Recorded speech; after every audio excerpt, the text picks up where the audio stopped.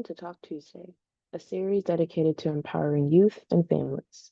This program is brought to you by Steps Foundation Incorporated, where advocacy meets education to support and uplift young minds.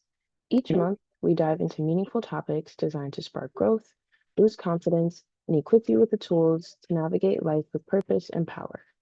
I'm Amaya Ward McCaskill, your host and peer educator with Steps Foundation Incorporated. This month, we're focusing on something that affects everyone, especially as the year winds down: money management for teens and young adults before the holidays. Let's be honest, this season can bring a lot of pressure. Between gift giving, social events, and family obligations, it's easy to feel overwhelmed when it comes to managing money.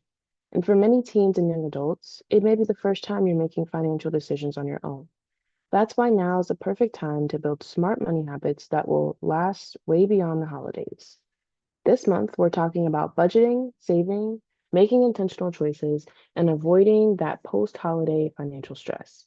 It's not just about saying no to spending, it's about learning how to say yes to your goals. We're here to give you tools to make confident, informed money decisions that align with your values and future plans. Financial wellness is self-care. And just like mental health, knowing how to manage your money is a form of empowerment. You've got the power to build habits that support your dreams, and it starts now. Let's dig in, learn together, and get financially ready for the holidays and beyond. Over to you, Alani. Hi everyone. So my first question is, how can you avoid impulse buying when you're out with your friend or scrolling online?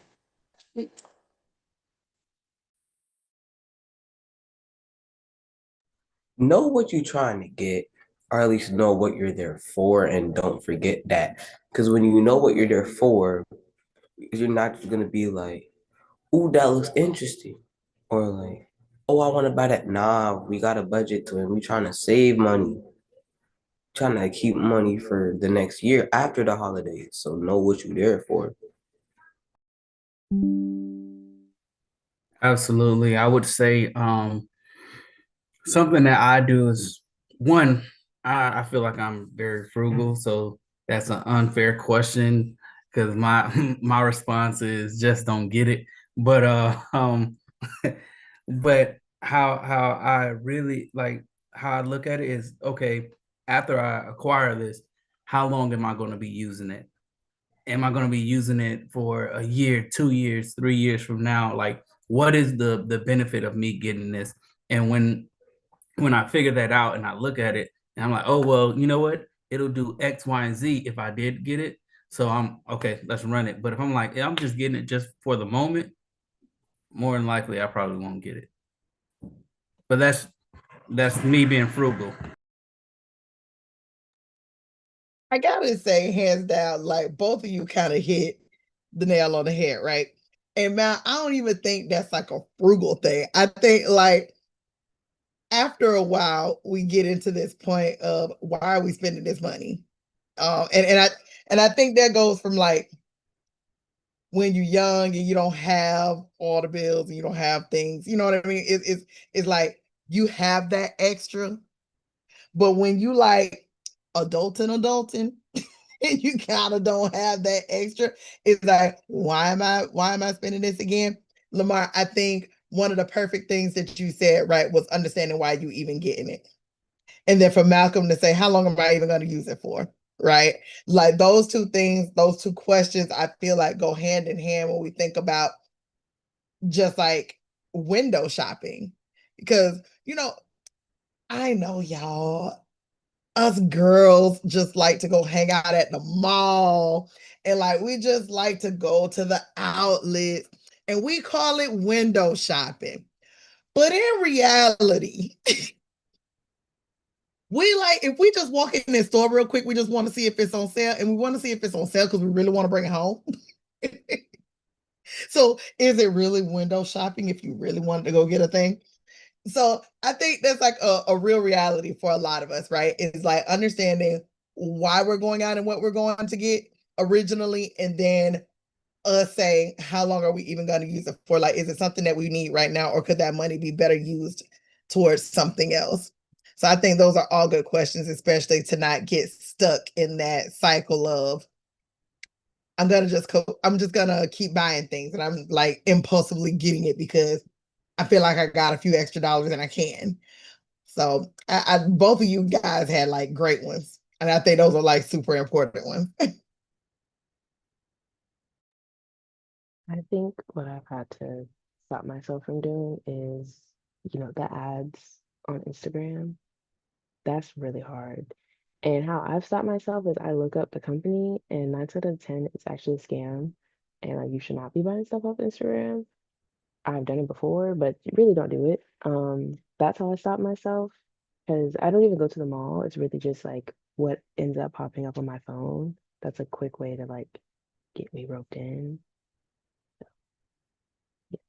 Like I really don't need 10 free items from Temu just to have to pay $20 at the end, and it's not really free because that always happens.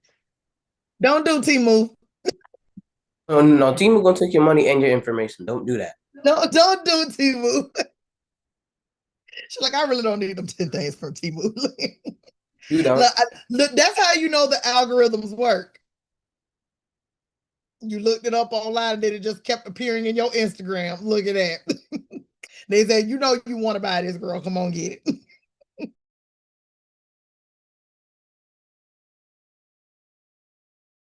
But I'll say this: a tip I really want to use for this is that let's talk about that extra, right? You trying to spend that extra money, save that extra. You could get some more valuable or something that's gonna help you down the line later. If you just save that little extra you got, you keep that extra gonna pile up into something. You're gonna have a whole bunch of money for you to get something big, like a laptop or like a microphone or something.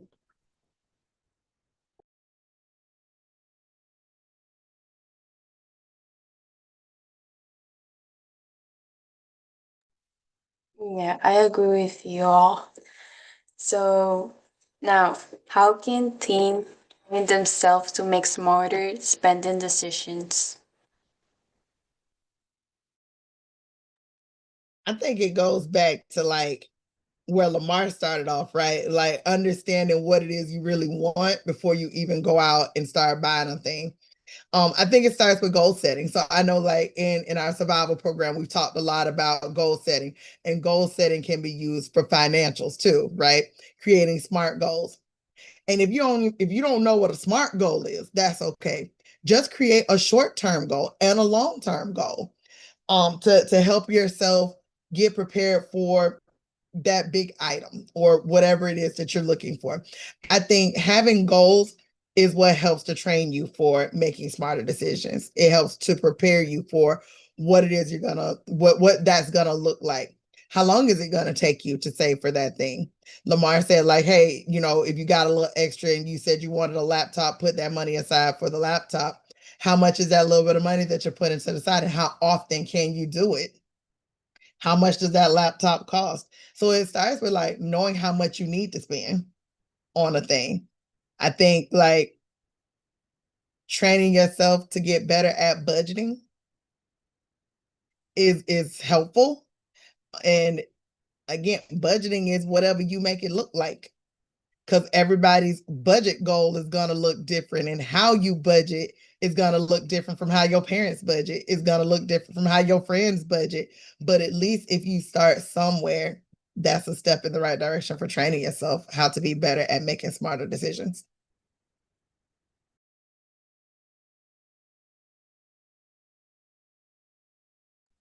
I feel like a way we can make smarter decisions in terms of that money, that budgeting piece is big, but another piece that's big is tracking how much money you're spending. Because if you know how much you're spending and how much you have, right? Do you know how much you're gonna have by this amount of time if you keep spending this much, right? If you spend $500 out of your $1,000 check and you get paid every month, right? And it's been 2 weeks, you only got $500 for the 2 weeks. What you gonna be doing now?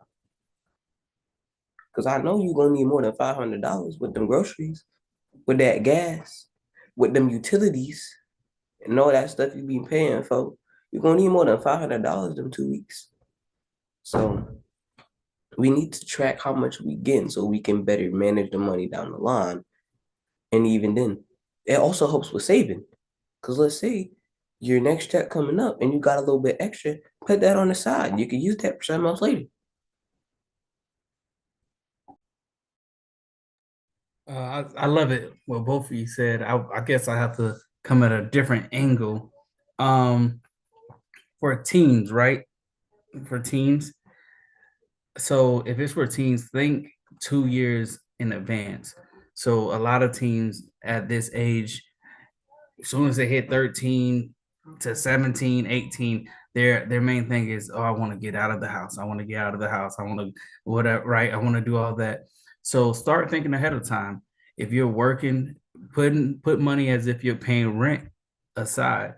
Have money as if for yourselves where you're like, hey, I want to spend this on myself. So do percentages when it comes to your finances. It may not be the full rent because rent is crazy nowadays. So it may not, but make it every month like you have this amount of money that's set aside. If that's $500 every month, put $500 aside. By the time you graduate, not saying you need to leave out of your parents' house. That's not what I'm saying, but you're prepared, you're ready. A lot of our youth, they walk into debt because they never were properly educated on how to get to where they need to be, where to allocate their money, or where to put money in places, even though it's not there, they're not in that position. But when they do get in that position, they're way ahead of their peers because they planned accordingly. So stepping into the elements where you can get to another level before that level even comes to you. So you're manifesting, but also manifesting and investing at the same time.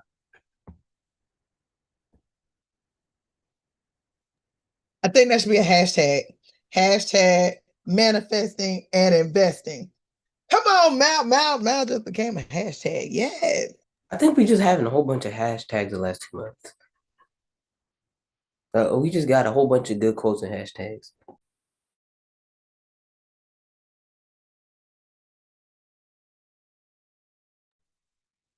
Yeah. Uh, um, why do teens often struggles to separate needs from wants, especially around the holidays? So I can answer that. Society, social media. So we live in a world of I need, I need, I need. We look at social media and we see the next person and we're, oh, they have this. That's where trends and all these things come in. And you see you had a whole wardrobe 2 months ago. Now you gotta go get a whole new wardrobe. This like social we don't teens now don't even know the difference between a need and a want. Like they don't know the difference. And I say that you can simplify it all the way down to brushing your teeth. Like they want to go get a toothbrush that can sit on the wall and brush your teeth for them instead of just doing this. It can be the simplest things. Like they really overdo it because social media says, hey, this is hot. If you do a content on this, then you can write. So it's just more so of what they see. So they don't really know what they need nor what they want. They just know what the world is doing and they want to be a part of it. No, Yeah. Oh, go ahead, Lamar. Go ahead. I was about to say, you just straight up told the truth right there. Like that is the most accurately I've heard somebody describe what's going on, especially now with that youth. But I'll tell you, another reason why they struggling is not just because of social media, it's because of the people around them. It's because those people getting all this stuff and they gonna get ridiculed if they don't get it. And they just gonna keep getting in their face about it. And it's gonna be a constant thing, and they gonna get tired of it eventually, so they're gonna give in. It's that peer pressure. It's gonna keep building until they get that. And if they get it too late, they're gonna get ridiculed because they too late for it. So they're thinking, oh, I need to get it now. Like, no, you don't. And this, let's circle back again to the thing I said before. Why are you getting it in the first place? Let's think about that. And also the thing that Uncle Matt said there, how long are you going to be using that thing? Is you just using it for right now to be trendy, or are you going to actually use it in like a year, 2 years, 3 years? Is it actually something you're going to use? Is it something that's going to help you in the long run or not? And I feel like a lot of kids don't prepare in advance. They don't think, oh, is this actually going to help me? They don't prepare themselves for that thing. And if it's actually going to do something for them, and it's not just something that they keep seeing and they trying to be a part of it. So I think that's another big problem. They don't know why they getting it. Y'all better come through. So there's actually statistics that back both of what y'all said. So let's talk about that real quick, because I know last week when we was live, we kind of talked about some of those trends, right? Especially the trends on TikTok, and like hearing and seeing influencers who are like unboxing items, like random things that they got in the mail, and then they're giving their input, and then a whole bunch of people flock to it, right? So a study shows that 70% of teens admit to spending money on things that they don't need because of peer pressure or social media influence. Y'all, 70 whole percent. That's a lot. So it, like, there are studies that back exactly what y'all just said. Now, again, you know, way back when, for us aunties and unks coming up, right? We didn't have to buy against social media. We didn't have a phone in our face all day. Internet was just becoming a thing, y'all. So like really it did not consume our day. Now that's all you see people on, right? Like every kid has a cell phone, every kid has access to social media. And if it's not even their own account, they're watching it from their friend's account, or their friends are sending them the videos from behind the scenes, even if they don't have the account. So even if you think you are shielding your child from seeing social media influence, they're still seeing it some way, right? So is it really surprising that the study has it at 70%? Not really. Because for us growing up, right, the way they could advertise to us as children, as teens, was through a catalog. And every holiday, we knew that our parents was going to get the newest Toys R Us catalog, and we was finna go circle with our crayons, markers, or colored pencils every toy we wanted with a hint. Kids don't have to do that now, right? So they're going and they're seeing it somewhere, and then that is how they're kind of discussing the things that they want or what they feel like they need, even when it's not a need. So that was a really great question, Elani. And again, I don't feel like I have to add anything else to that, because they basically said it in their studies that back it. So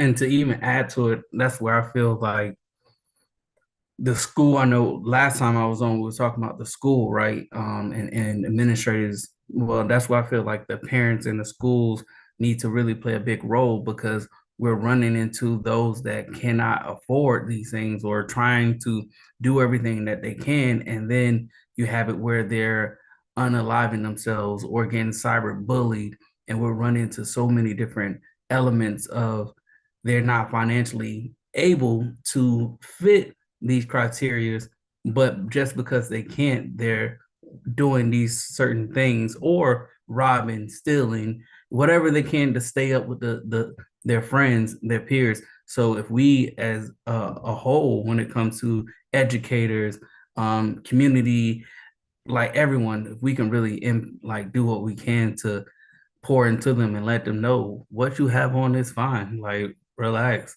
be yourself. I feel like that definitely will help. that self-esteem, like, because again, when Lamar brought up, right, like the peer pressure, and we know there's peer pressure in everything that the kids do nowadays, and it's very real. But what you said, Malcolm, is like that understanding, or having even that self-confidence to know that you don't have to have the latest trend. And I think this is where we also think about like understanding a need versus a want. Because what may seem like a need, ask us, why is it a need? If you don't have it right now and you're still alive, why do you need it later? And I'm not talking about food. Like I'm talking about like when we think about like the things that kids are really vying for attention on. You can have a jacket, but do it really got to be Nike? You can have a great pair of sneakers, but do it really got to be Jordans? And let's be real, right?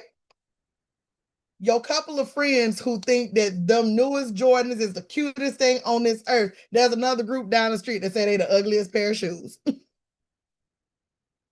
What does that look like to you, right? Is it something that you wanted, or is it something that your friend group wanted in order for you to fit in with them? So I think sometimes we got to look at our social circle too. Like what is the message that our social circle is delivering when we're hanging out with them, and are we keeping up with them, or are we truly being ourselves? But that confidence, that self-confidence is real, because that's where it starts, is having better self-esteem, and then the ability to stand up and do what's best for you versus doing what other people want you to do.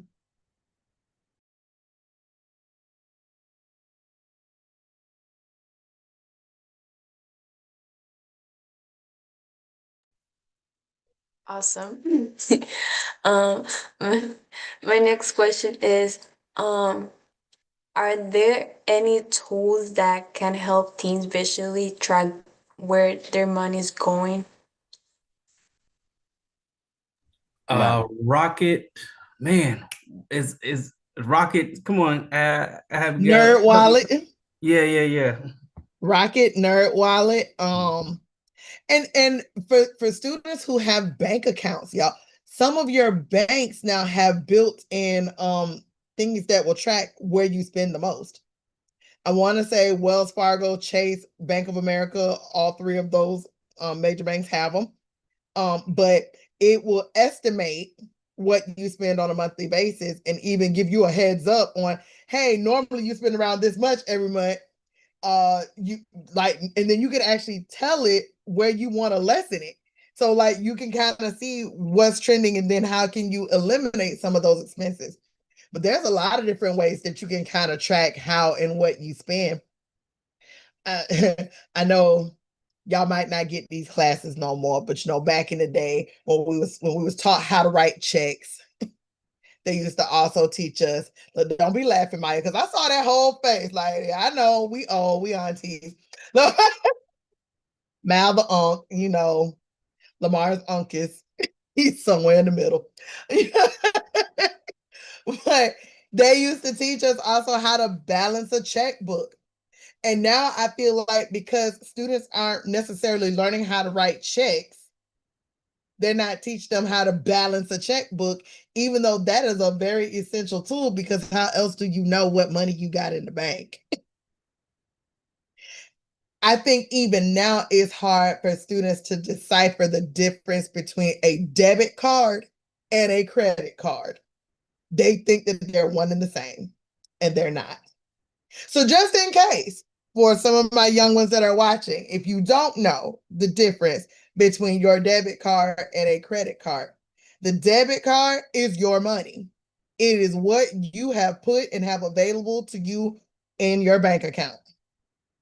The credit card is the bank's money that they lend it to you, that you're going to pay back plus interest. So if you're unsure, that's how you know the difference between the two.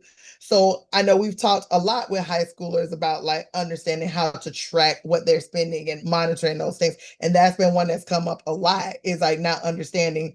They're like, oh, well, I just go and swipe my credit card. And I'm like, are you swiping your credit card, or are you swiping your debit card? And it is like, well, what's the difference? Well, one is your money and one is not.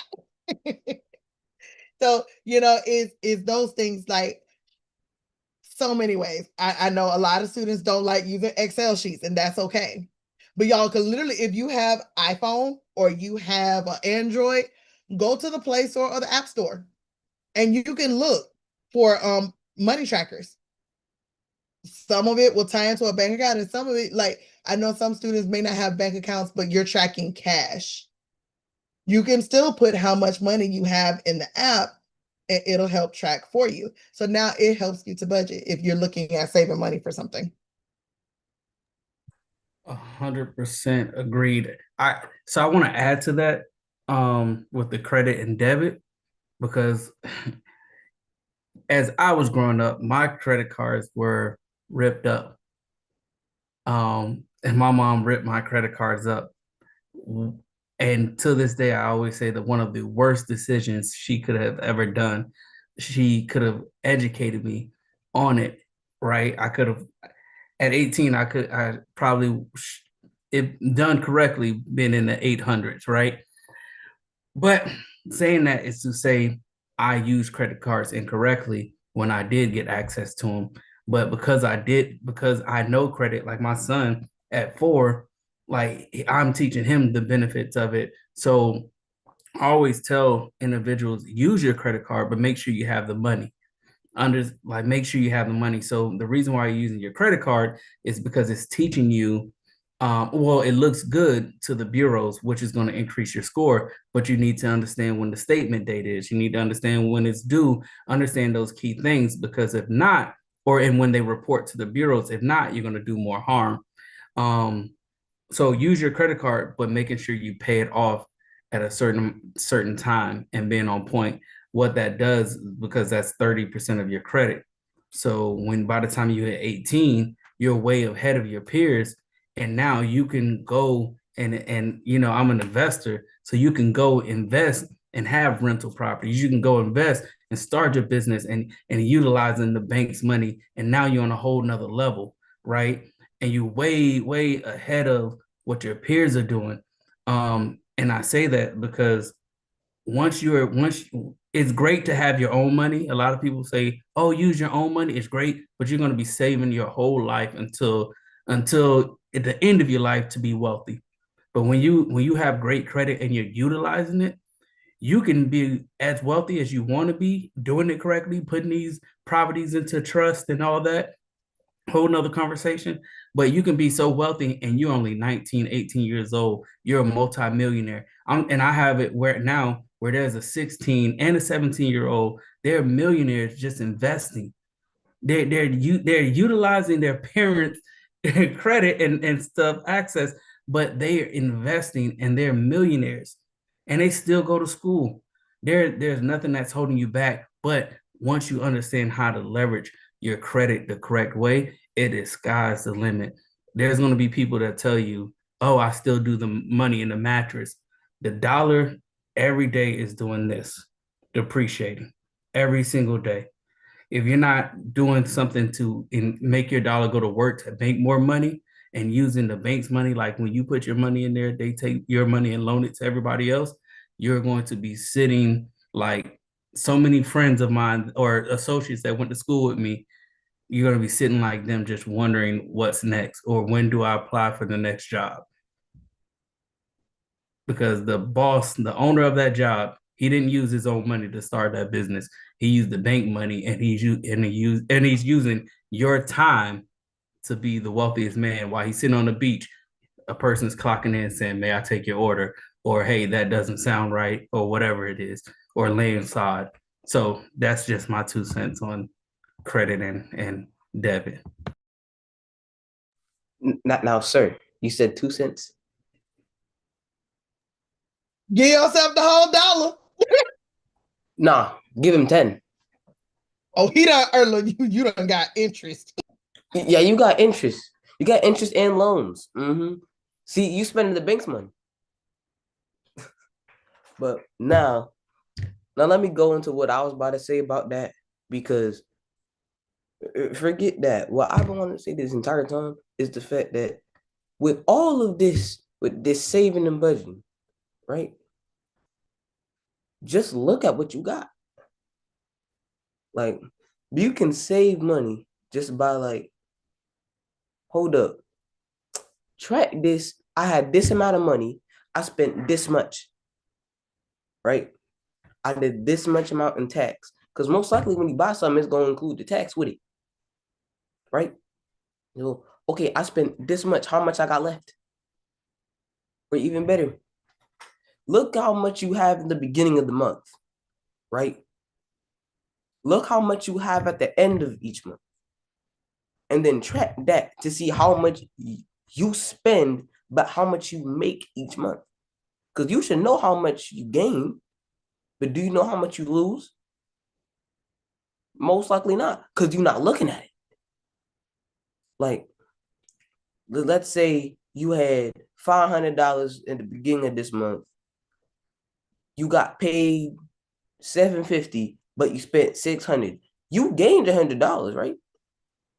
Well, how much more can you gain if you just didn't start buying all this stuff you saw on TikTok and Instagram and all that? And this goes back to like knowing what your needs and wants are, so that you can maximize the amount of money you have for later, and you can maximize how much profit you got. And even then, when it comes to that investment, right, you want to invest that extra, because if you don't got the extra to invest, you're gonna be investing stuff that you not gonna be able to make up later, right? Like, let's say you invest in your grocery money. How you gonna get groceries now? How much you gonna get? You ain't gonna be getting the groceries you need now, is you? You're gonna be missing money. All because you decided I'm gonna wait a year for this stock to try and rise and fall. You ain't got nothing now. So you gotta think about yourself for right now, know what you need, but then for later to know how much you're going to want then to prepare yourself. Because later is all good and dandy. You don't want to be broke later, but is you broke right now?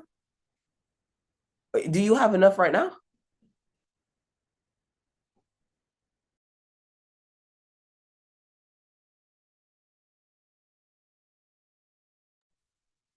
Yeah. Um, Personally, I put everything on my notes. You guys can see like the money, I track the money.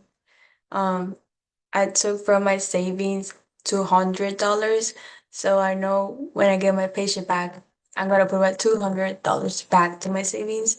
That's how I track my money. My notes. Everything's on my notes. Yeah. That's how I track my money.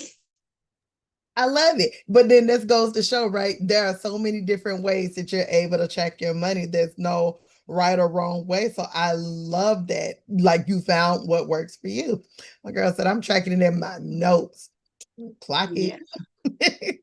I use it for everything. I love that. My son, so he knows he has a savings and then his spending money. So when he's out of his spending money, he's like, Dad, can I touch this? I'm like, well, if we do that next month, just know that your spending money is going to be less. And what I mean by that is, yeah, say if it's $10, we're gonna put 10 in there, but actually we're gonna put 20 because now there's a what is it called? A not a cancellation. What is it?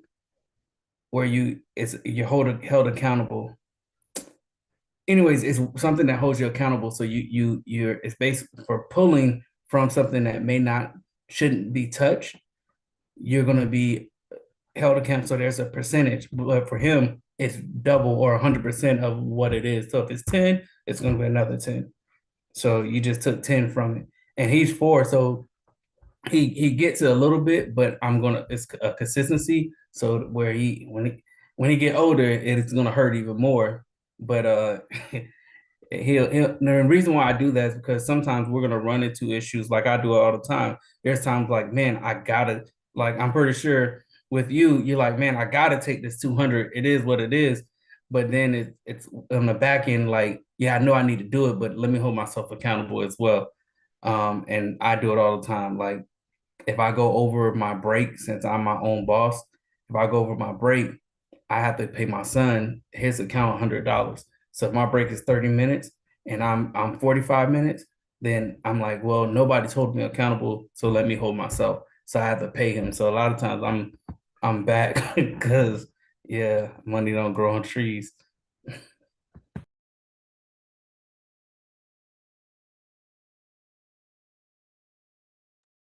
That's so nice. Wait. My next question is, what message will you give to teens who want to be more mindful with money but don't know where to start?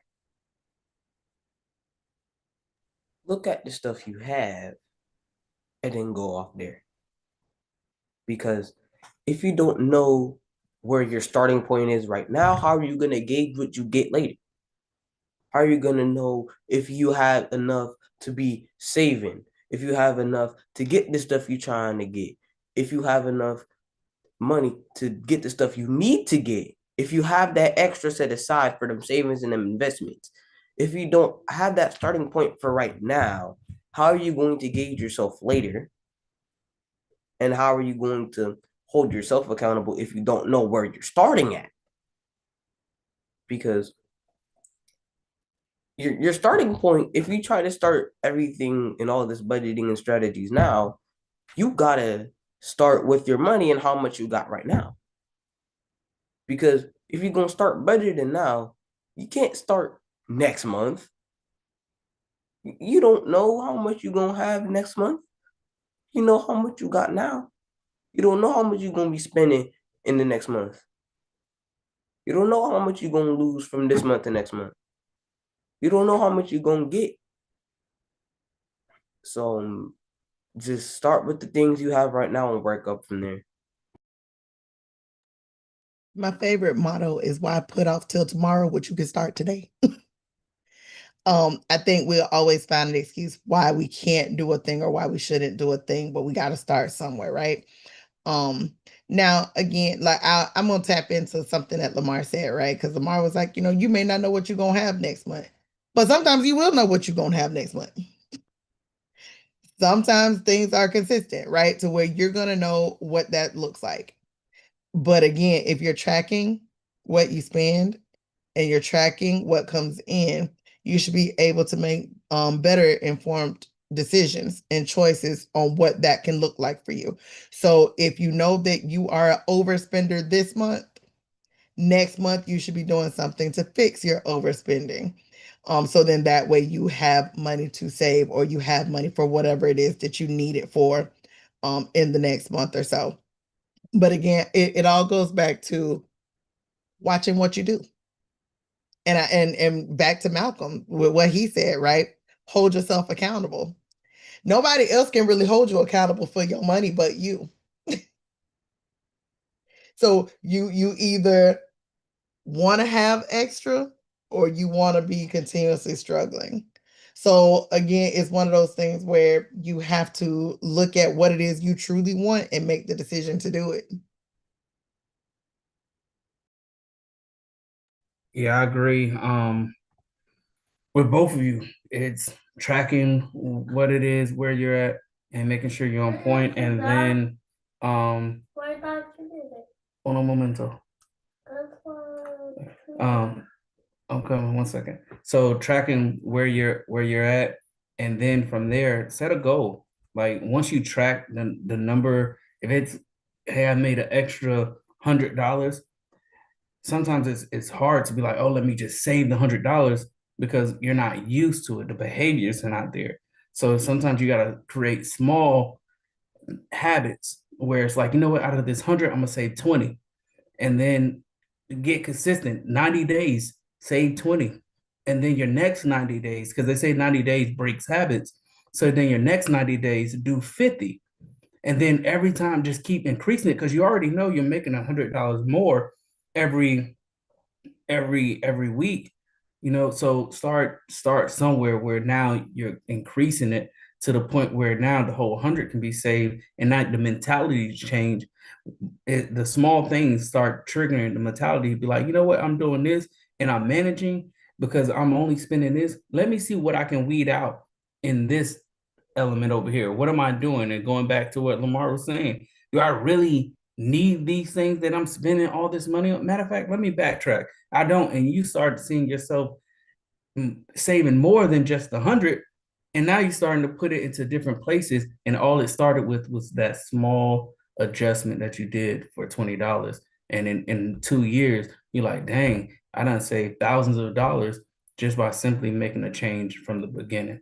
So start off understanding where you're at and then start doing small adjustments and increase them every 90 days.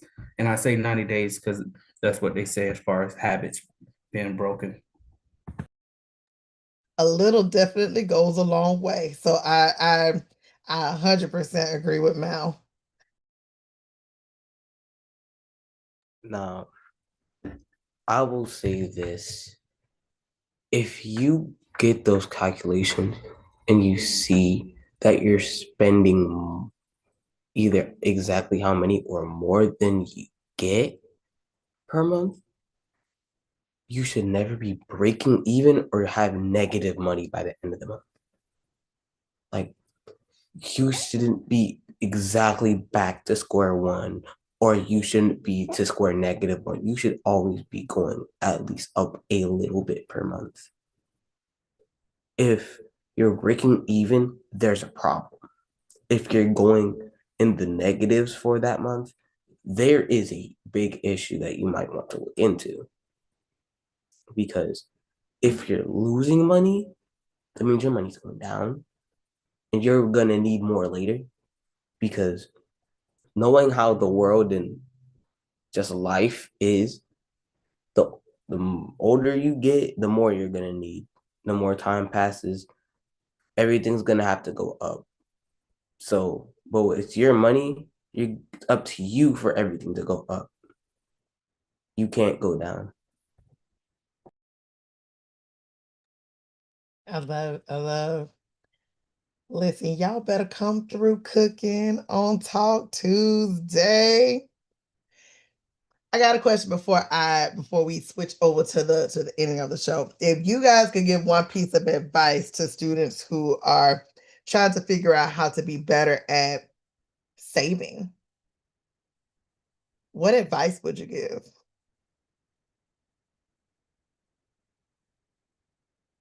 Always remember square one. Always remember. What is square one? You gotta be more specific. I know, I'm about to get into that. Always remember where you start and where you end, especially on that basis where you're trying to continue tracking. Remember where you start from at one point and then end on another point. That's how you go up. That's how everything goes up. You gauge and see, okay, I went up with this amount of time. How can I go higher? How can I get more money? How can I save more? So you have to compare what you had and what you have. Okay. Thank you, Lamar. Advice to give. Wow, that's a good question. I would say saving is not about what you can spend today. It's about what you can do with it tomorrow. And what I mean by that is don't run into what societies want you to do. There's a lot of times your gut feeling saying, man, I really don't want to do this. I don't want this. It's not needed. But then your mind or your eyes see what everyone else is saying, everyone else is doing. So then you fall victim of peer pressure. Be your own identity, be your own self. And by doing that, that's saving money because you ain't gotta follow the trend. But by doing that, you'll follow in the footsteps and make the decisions that's best for you. You see a lot of individuals that from when I was in high school that rarely had anything. But next thing you know, these are people that are doing well for themselves. And then you have those that always wanted to be like everybody else. And now they're scrambling, trying to figure it out, jumping job to job. And not saying everyone, so don't get it twisted, but I'm saying a large percentage of the people that understood how to be themselves became more well-rounded when they got out of school compared to those that always wanted to fit in because they're still as adults trying to fit in. Don't become the adult that always talk about I remember when, become the adult that becomes the future every single day, because then things will change. So save, save not for today, but for tomorrow.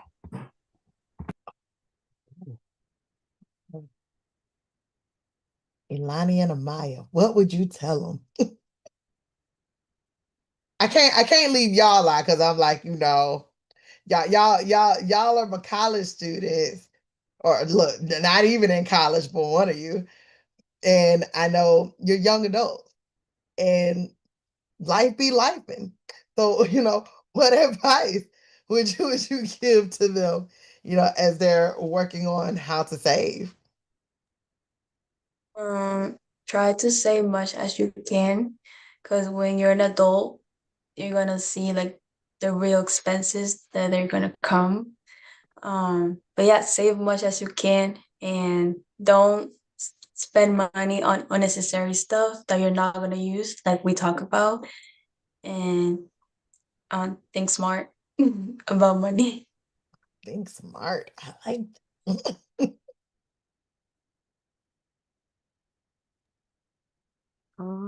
I guess I'll say for me, from personal experience, like if you have an opportunity to like stay at home a little longer than like maybe some of your peers, like that is a really good time to be putting money away. Um, so I would do that. I think that's what I've done. And I think now that I live outside into home, like rent is really crazy. And I just am flabbergasted every day. But, we could do it, but put money aside for sure. And I think even if you don't get the opportunity to stay at home, like before you step out into the world, try to at least have an idea of what system you want to use or method you want to use to save money. Whether that's tracking in your notes or you use one of the apps like Rocket. I think Malcolm named that one. Try to like have practice with that already so that it doesn't feel like you're taking on like navigating the world and oh, what method do I need to use to like just try to break it up into reasonable steps for yourself. Love that. I think all of those are some great tips. So my young people or my young adults that are watching and still trying to figure it out, right? I hope that y'all was able to take something away from tonight's conversation because again, I think all of those tips are great and helpful and can be useful in a lot of different ways. Um, the advice that I would give you guys is just start somewhere. Even if it's $1, save that dollar. A little bit really does go a long way. So while $1 may not seem like a lot to somebody else, $1 can save you later. Just saying. um, and I think learn about investments as early as you can. So sometimes, again, you guys, we have access to a world full of information. Your public library has books that you can grab and like look at for free. You don't have to go and purchase the newest book. Look, I need nephew because look, nephew is a young entrepreneur over here, little MJ. So, little Mal, how we saving money? Don't run away now. Come talk to us about this money. How we saving money, little Mal? Can we borrow $1? He said no. He said no. Look, that's an investment. You can loan me the dollar. I don't Interest on blame you. interest. I would be giving nobody that dollar. You ain't taking my money today. You gonna owe me. I'm gonna need that back. Listen, we're gonna have to get nephew to come on here and talk to us about money because look, he learned it early and I love it. And I think it's a great lesson to learn. We should all be talking to our kids about better spending habits and better ways of utilizing the dollar. I think a lot of us learned later in life. But the earlier they know, the better because it helps to prepare them for a future and a future that will be successful for them and not one that's full of a lot of the mistakes. Like Malcolm said, we live in a world where a lot of us are like, we wish we could have, or we wish we had have known. And now we're able to teach the younger generation earlier than a lot of us were able to get some of that information. So hopefully, you guys are able to apply it way before you get out there in the real world and life is truly life. um, so now that being said, before I step into my role of sharing what's coming up this month, I'm going to turn it over to our very own. Okay, don't say it. I'm saying it anyway. I'm turning it over to Uncas, who is going to deliver a special public service announcement for money management for teens and young adults before the holidays. That fee gonna make you pay interest. I hope he make you pay interest. Anyways, hey y'all, I'm Lamar, Junior Youth Program Ambassador at Sons Foundation. I want to tell y'all this. Before these holidays start pulling out your money, your time and your energy, take that step back and remember, you is in control of that money ain't in control of you. It's so easy to feel the pressure of this time of year, these holidays, for you to buy more, to do more, and give more, just to keep up with the time of year. But the truth really is, smart choices now set you up for real freedom later. You don't have to spend big to show love, and you don't gotta go broke to feel generous. You don't need anybody else's approval to manage your money your way. Whether it's you saving up for some mad important, budgeting for gifts, or just learn how to say, nah, I'm alright, bro. When spending ain't worth it, you're building habits that your future self will thank you for. So be intentional, be creative, be smart. The best version of you ain't coming with a price tag. I'm telling you, it don't. Don't give them your money. They don't need it. Drop the mic. All right. As for upcoming events on November 16th, we have our Gratitude in Bloom. So, families, if you have not registered for this free event, we need y'all to come on and register because, listen, we got some wonderful things set up for you guys. We're hosting this event. It's family friendly, and it's all about creativity, reflection, and connection. So we'll be building a gratitude garden mural, decorating gratitude stones, and celebrating the people and things that bring us joy. It's definitely a calm, meaningful, and perfect way to reset before the holiday rush. So bring the whole family out. On November 17th, we start our 6-week self care series. It is virtual and also free. And we want to send a huge shout out to My Village Project because they are sponsoring this year's 6-week self care series. So, this virtual series is all about you, your mental health, your growth, and your well being. So, each week we'll be exploring powerful self care tools and reflection activities. And yes, each week we have a phenomenal giveaway. These prizes again are being sponsored by My Village Project. So whoop whoop, thank you, My Village. So stick with us for all 6 weeks and you'll earn a completion certificate that you can be proud of. It's all fun, it's real, and it's all online, so don't miss it. On November 29th, we're having Family Walk in the Park. This is awesome for us because we love at least having some type of event outside. So come out with your loved ones for our family walk in the park. It's simple, peaceful, and full of good conversation.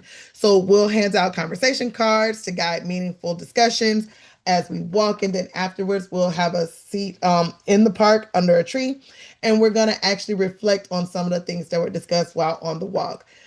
This is a great way to bond and just be able to have good connection with your family and with new people. So definitely join us. So to learn more about our events and programs, you can visit us at www.stepsfoundation.org. And if you are looking at registering for these events, just add a /events and it'll take you straight to our events page. Also, don't forget to follow us on social media at Steps Foundation Inc. If you're watching us on YouTube, go ahead, like and subscribe, all that good stuff. So now I want you guys to remember you are not behind. You are not bad with money, and you are not alone in learning how to manage it. Financial wellness is a journey, not a race. And every step you take towards understanding your money is a step towards your independence and for your future. We're proud to be part of a growing movement where young people are taking control of their finances with confidence and with care. Keep asking questions, keep setting goals, and choosing what's best for you, not just what looks good on social media. Forget TikTok, y'all. Thank you guys for being a part of Talk Tuesday this month. Stay smart, stay focused, and most of all, stay true to your values. Until next time, stay inspired, stay empowered, and keep building your future.